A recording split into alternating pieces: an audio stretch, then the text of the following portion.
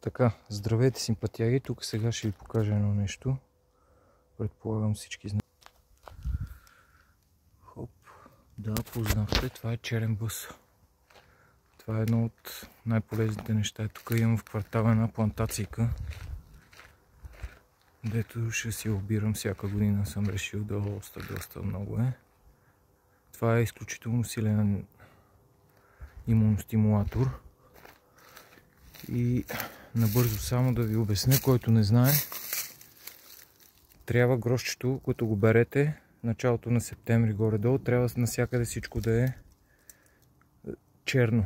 Не трябва да има зелени топчета. Какво ще рече зелени топчета? Ето това са зелените топчета, неозрелите, които са. Трябва да е само черно.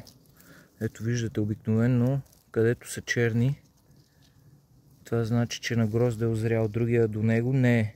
Него не се къса. Остава се. И другото много важно нещо, когато ги късате, гледате да ги късате ниско долу от стъблата. Ето тук.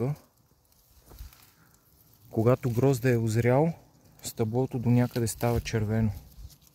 Ето. Може да го късате до червената част, за да може до година пак да расте и да има повече и повече плод.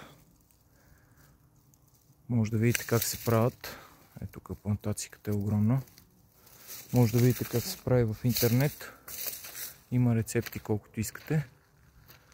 С мед, с захар.